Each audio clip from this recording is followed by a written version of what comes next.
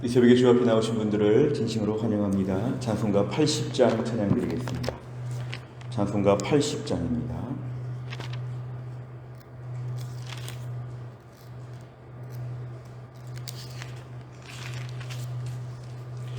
찬송가 80장 찬양 드리겠습니다.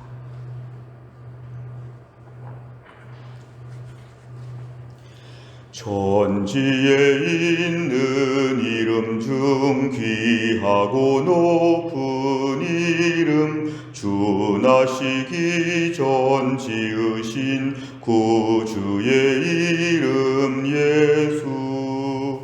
주 앞에 내가 엎드려 그 이름 찬송함은 내 귀에 들린 말씀 중 귀하신 이름 예수. 주 십자가에 달릴 때 명패에 쓰인 대로 저 유대인의 왕이요 곧 우리 왕이시라. 주 앞에 내가 엎드려 그 이름 찬송함은 내 귀에 들린 말씀 중 귀하신 이름 예수. 지금도 살아 계셔서 언제나 하시는 일, 나 같은 죄인 부르사 참 소망 주시도다. 주 앞에 내가 엎드려 그 이름 찬송함은 내 귀에 들린 말씀 중 귀하신 이름 예수. 주 예수께서 영원히 어제나 오늘이나 그 이름으로 우리에게 참 복을 내리신다. 주 앞에 내가 엎드려 그 이름 찬송함은 내 귀에 들린 말씀 중 귀하신 이름 예수. 아멘. 하나님 말씀은 사무엘상 4장 12절에서 22절까지입니다. 사무엘상 4장 12절, 구약성경 414페이지에 있습니다.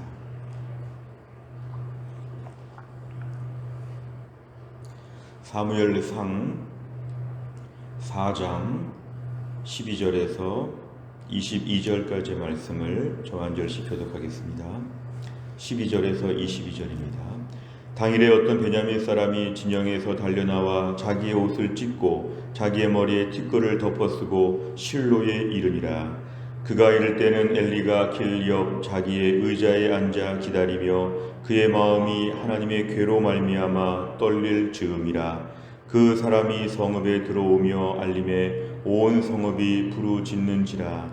엘리가 그 부르짖는 소리를 듣고 이르되 이 떠드는 소리는 어찌 됨이냐. 그 사람이 빨리 가서 엘리에게 말하니 그때에 엘리의 나이가 98세라. 그의 눈이 어두워서 보지 못하더라. 그 사람이 엘리에게 말하되 나는 진중에서 나온 자라. 내가 오늘 진중에서 도망하여 왔나이다. 엘리가 이르되 내 아들아, 일이 어떻게 되었느냐. 소식을 전하는 자가 대답하여 이르되 이스라엘이 블레셋 사람들 앞에서 도망하였고 백성 중에는 큰 살육이 있었고 당신의 두 아들 홈니와 비느하스도 죽임을 당하였고 하나님의 궤는 빼앗겼나이다. 하나님의 궤를 말할 때에 엘리가 자기 의자에서 뒤로 넘어져 문 곁에서 목이 부러져 죽었으니 나이가 많고 비대한 까닭이라. 그가 이스라엘의 사사가 된 지 40년이었더라. 그의 며느리인 비느하스의 아내가 임신하여 해산 때가 가까웠더니 하나님의 궤를 빼앗긴 것과 그의 시아버지와 남편이 죽은 소식을 듣고 갑자기 아파서 몸을 굽으려 해산하고 죽어갈 때에 곁에 서 있던 여인들이 그에게 이르되 두려워하지 말라 내가 아들을 낳았다 하되 그가 대답하지도 아니하며 관념하지도 아니하고 이르기를 영광이 이스라엘에서 떠났다 하고 아이 이름을 이가봇이라 하였으니 하나님의 괴가 빼앗겼고 그의 시아버지와 남편이 죽었기 때문이며. 같이 읽습니다. 또 이르기를 하나님의 괴를 빼앗겼으므로 영광이 이스라엘에서 떠났다 하였더라. 아멘. 오늘 말씀은 특별히 오늘 엘리 가문의 매우 비참한 내용들이 지금 오늘 소개되고 있습니다. 사실은 저희가 2월 18일 날 큐티한 2장 34절의 예언이 오늘 그대로 이루어지게 되는 그런 장면이었습니다. 오늘 12절에 보니까 당일에, 이 당일은 이 전쟁에서 패배한 날입니다. 블레셋과의 전쟁에서 이스라엘이 참패하게 되었을 때 이스라엘의 지파 중에서 베냐민 지파의 한 군인이 아마 지금 전쟁터에서 실로까지 온 것 같습니다. 학자들은 한 32km가 된다고 하는 이 먼 지역을 이 군인이 지금 막 뛰어와가지고 정신없이 옵니다. 그러면서 자기 옷을 찢고 머리에 티끌을 덮어섰다는 것은 매우 참담한, 매우 고통스럽고 마음이 아픈 상황을 지금 자기 몸에다 표현하고 있는 것입니다. 이 실로라고 하는 지역, 하나님의 성막이 있고 엘리가 지금 있는 곳이었습니다. 엘리가 있는 곳인데요. 13절에 보니까 그 군사가 지금 도착할 때에 엘리가 자기 의자에 앉아 있는데 그의 마음이 하나님의 괴로 말미암아 떨렸다는 것은 하나님의 괴가 어떻게 되었는지 여러 가지 걱정하면서 기다리고 있을 때 그 사람은 그 성에 들어와서 그 전쟁에 패배한 소식을 모든 사람에게 알게 했을 때 그 성읍이 부르짖었다는 것은 매우 슬퍼하면서 지금 난리가 났다는 것을 우리에게 보여줍니다. 14절에 보니까 엘리는 지금 눈은 잘 좋지 않아서 보지 못하지만 결국 소리를 듣고 있지 않은 것입니다. 왜 이렇게 사람들이 지금 슬피 울며 떠들까? 이러면서 이제 오늘 15절, 16절에 보니까 군인과 엘리가 좀 만나게 됩니다. 오늘 엘리 앞에서 16절에 보니까 군인이 하는 말은 나는 진중에서 지금 왔는데 17절에 이스라엘이 블레셋 앞에서 도망하였다. 그리고 큰 패배, 살육이 있었다. 홈리와 비느하스가 다 죽었다. 제사장 둘이 현장에서 다 죽은 것입니다. 그리고 하나님의 궤도 빼앗겼습니다. 최악의 최악을 지금 오늘 얘기하는 것이 오늘 17절의 본문이었습니다. 2장 34절에서 말한 대로 이 두 명 홈리와 비느하스가 같은 날 다 죽게 된 것이 오늘 성취가 되었습니다. 18절에 보니까 이에 엘리가 지금 앉아서 충격을 받아서 뒤로 넘어져 죽었는데 나이가 많고 몸이 비대한 까닭이라. 이스라엘의 사사가 된 지 40년 만에 그는 너무도 비참하게 자신의 생명을 마치게 되었습니다. 19절에 보니까 좀 다른 이야기가 나오는데요. 이제 둘째 아들 비느하스의 아내가 임신하여 아이를 낳을 때가 되었는데 하나님의 괴는 빼앗겼고 시아버지와 남편은 다 죽었고 이런 어려운 소식을 듣게 되었을 때 아마 예정일보다 빨리 아이를 출산하게 된 것 같습니다. 20절에 점점 죽어가고 있었는데 21절에 보니까 그렇게 아이를 낳게 되었을 때 이가봇이라고 이름을 지었습니다. 자기 아들에게 이렇게 불행한 이름을 지어준다는 것은 참 가슴이 아픈 일인데요. 당시의 상황이 하나님의 영광이 떠났다고 하는 이가봇, 사실 임마누엘은 하나님이 함께 하시다는 것인데 이가봇은 하나님의 영광이 떠났다고 하는 당시의 상황을 비참하게 그렇게 얘기했습니다. 하나님의 영광이 떠난 시대의 안타까운 모습이 오늘 본문에 소개가 되고 있습니다. 내용 관찰을 보시면 첫째, 어떤 베냐민 사람이 엘리에게 전한 소식은 무엇입니까? 17절 말씀을 보면은 전쟁에서 패한 소식이었습니다. 블레셋 군대와의 전쟁에서 이스라엘은 크게 패하여 도망하거나 다 죽었다. 홈리와 비느하스 제사장 2명도 죽었다. 하나님의 괴를 갖다 놓으면 무조건 이길 줄 알았는데 하나님의 괴를 오히려 빼앗기면서 졌다. 이것은 형언할 수 없는 큰 당황스러운 상황을, 최악의 모습을 그대로 이 베냐민 군사가 전하게 되었습니다. 두 번째를 보면 비느하스의 아내가 아들의 이름을 이가봇이라고 지은 이유는 무엇입니까? 21절과 22절 이가봇의 말뜻은 하나님의 영광이 떠났다고 하는 그런 뜻입니다. 결국 당시의 상황 가운데 제일 중요한 핵심은 이것입니다. 하나님의 괴를 빼앗겼다는 게 중요합니다. 오늘 본문의 제일 비극은 하나님의 괴를 빼앗겼고 제사장 3명이 다 죽었습니다. 엘리, 홈리와 비느하스 다 죽었습니다. 이스라엘은 지금 매우 방황하고 어려운 시대가 되었습니다. 이 시대를 일컬어 하나님의 영광이 떠난 시대. 오늘 결국 이 이가봇이라고 하는 아이 이름을 부르면서 이 아이가 점점 성장할 때마다 이가봇 이가봇 이렇게 아이를 호명할 때마다 우리 가운데 지금은 하나님의 영광이 떠났다, 지금 하나님의 영광이 없어졌다, 이렇게 이제 얘기하면서 아이를 성장시켰을 텐데요. 당시의 상황이 얼마나 최악인지, 아마 이방 민족들은 이런 식으로 괴로워하지 않았겠지만 이스라엘에서 하나님의 영광이 떠났다는 것은 최악 중에 최악임을 오늘 본문에서는 우리에게 보여주고 있습니다. 세 번째를 보면 이스라엘과 엘리 제사장 가문에서 하나님의 임재와 영광이 떠난 이유는 무엇입니까? 오늘 본문의 직접적인 이유는 바로 뭐였냐면 블레셋과의 전쟁에서 졌기 때문에 블레셋 군대가 이렇게 이스라엘과 또 엘리 가문을 몰락한 것처럼 보이지만 사실은 이것은 사무엘상 2장, 3장, 4장 내용을 다 보시면 결국 이거는 하나님이 범죄한 자들에게 벌을 내리신 것입니다. 결국 하나님께서 오늘 이스라엘 민족이나 엘리 제사장 가문 앞에서 하나님이 벌을 내리신 것이죠. 사실 이들이 하나님의 영광을 그렇게 소중하게 여기지 않았습니다. 하나님의 교회 앞에서 그냥 단순히 미신처럼 갖다 놓으면 이길 것이라고 생각하는 어떻게 보면 요술 램프와 같이 하나님의 교회를 생각했고 하나님의 임재하심을 사모하거나 그 앞에서 순종하거나, 엘리 그 제사장 가문의 두 아들도 마찬가지죠. 하나님 앞에서의 거룩한 예배와 온전한 믿음에 대해서 모두가 다 포기한 시대, 결국은 명목상 하나님의 백성이었지만 실제로 하나님의 백성이 아닌 것처럼 살았던 이들 앞에 이제 하나님이 심판을 내리신 것이죠. 사실 이스라엘 백성들이 포로지에 끌려가서 자유롭게 예배할 수 없을 때 하나님이 벌이었죠. 너희가 예배하기 그렇게 싫어하면 예배할 수 없는 환경을 만들어 주겠다.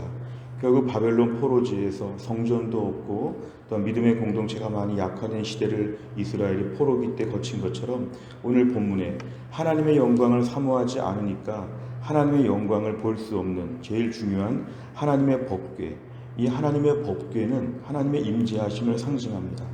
그 법궤라고 하는 궤에 그 위에 있는 뚜껑을 시은소라고 해서 하나님께서 은혜를 베풀어 주시고 하나님이 임재하신다고 하는 그 법궤가 이제 없어지게 되었기 때문에 하나님의 임재하심을 경험할 수 없게 된 것, 결국 제일 중요한 것은 하나님 앞에서 우리가 소홀히 여기다 보면 기회가 있어도 우리가 마음을 쓰지 않게 되면 나중에는 마음이 있어도 기회가 없어지는, 하나님께 예배할 때 부지런히 예배하는 게 필요하죠.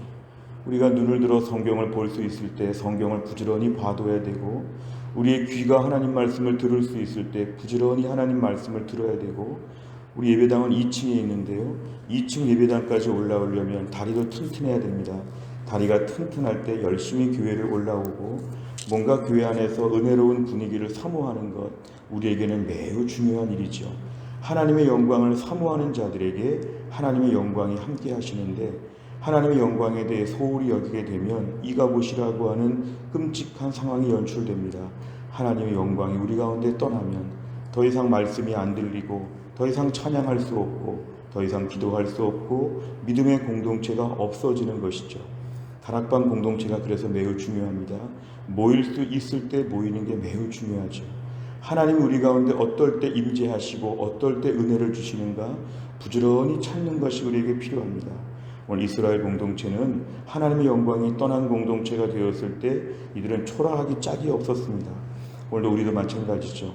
하나님의 영광이 우리와 함께 하시지 않으시면 우리는 매우 초라한 존재입니다.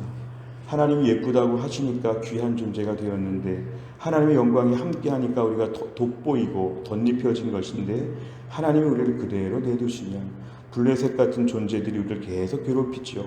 우리의 아주 초라함을 드러낼 것입니다. 중요한 것은 오늘도 우리가 하나님의 임재와 영광을 사모하게 하여 주옵소서. 우리 가운데 하나님의 영광이 가득한 것을 꿈꾸게 하여 주옵소서. 예배의 은혜, 하나님과 기도하는 시간의 풍성함, 말씀을 볼 때의 그 기쁨과 은혜와 즐거움, 공동체가 모였을 때 우리 가운데 임재하시는 주님을 체험하는 것, 이런 것들을 저희가 날마다 사모하는 것, 기회 주실 때 사모하라. 기회 주실 때 사모하라. 우리가 오늘 본문의 말씀은 이가봇이 지금 등장하고 있지만 오히려 제목에 보니까 반대말 임마누엘을 소망하라.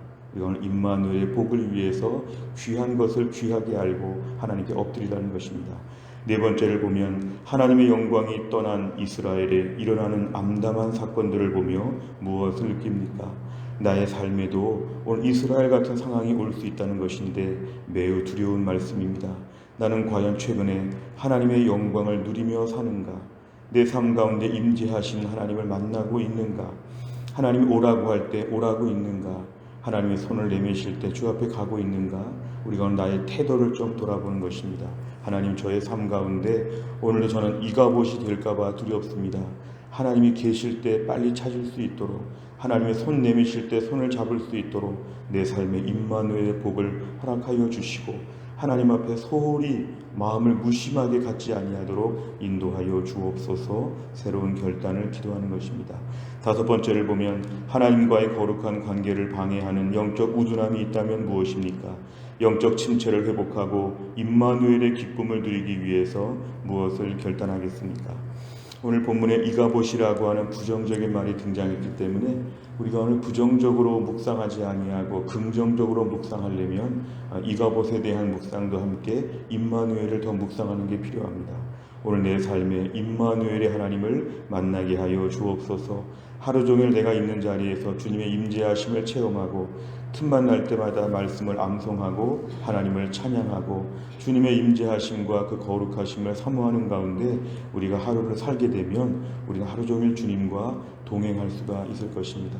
또한 나를 살면서도 우리가 오늘도 임마누엘의 하나님을 만나고 하루 종일 주님과 함께 걸을 수 있는 우리 모두가 될 수 있기를 주의 이름으로 축원합니다. 기도하겠습니다.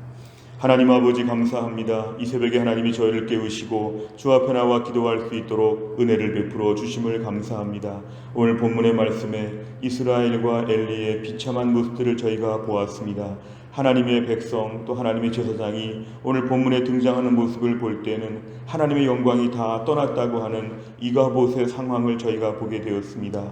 오늘도 우리의 삶 가운데 이러한 본문의 상황을 놓고 기도합니다. 하나님의 은혜를 사모하고 하나님의 임재하심과 하나님의 동행하심을 저희가 귀하게 봐야 되는데 우리 삶에도 이스라엘 백성처럼 하나님께 많이 나오지 못하고 하나님 만날 만한 기회를 찾지 못하고 하나님과 멀리 살아왔던 저희들을 용서하여 주시고 오늘도 하나님의 품으로 파고드는 어린아이처럼 오늘도 하나님의 은혜 가운데 임마누엘의 하나님을 사모하게 하여 주옵소서. 말씀과 기도와 찬양과 공동체의 교제 가운데 우리가 더 주님의 품으로 나오게 하여 주시어서 임마누엘의 하나님, 하나님의 영광 가운데 우리 가운데 임재하시는 것을 경험하게 하여 주시고 나 혼자 사는 것이 아니라 주님과 함께 산다는 것을 하루 종일 체험하고 느낄 수 있도록 하나님이 함께하여 주옵소서. 하나님, 교회 가운데 약한 분들을 하나님이 치료하셔서 깨끗하게 고쳐주시고 김혜은 권사님을 고쳐주시고 유동혁 성도님을 고쳐주시고 또 신효순 권사님과 함재열 집사님을 고쳐주시고 또 최근에 무릎 수술한 김순희 권사님을 하나님이 고치셔서 강건하게 회복될 수 있도록 하나님이 함께하여 주옵소서. 오늘도 우리의 모든 기도 제목 가운데 하나님이 은혜를 베풀어 주시고 기도하는 가운데 주께서 응답하시는 것들을 누리며 경험할 수 있도록 하나님이 함께하여 주옵소서. 한날의 모든 일정을 주님께 의지하오며 예수님의 이름으로 기도하옵나이다. 아멘. 매주 목요일마다 기도하는 100대 기도 제목, 오늘은 지역사회와 다음 세대를 위해서 기도합니다. 57번부터 70번까지 오늘 아침에 꼭 기도해 주시기를 바랍니다. 주기도문 하겠습니다. 하늘에 계신 우리 아버지여, 이름이 거룩히 여김을 받으시오며 나라의 임하옵시며 뜻이 하늘에서 이룬 것 같이 땅에서도 이루어지이다. 오늘날 우리에게 일용할 양식을 주옵시고 우리가 우리에게 죄 지은 자를 사하여 준 것 같이 우리 죄를 사하여 주옵시고 우리를 시험에 들게 하지 마옵시고 다만 악에서 구하옵소서. 대개 나라와 권세와 영광이 아버지께 영원히 있사옵나이다. 아멘.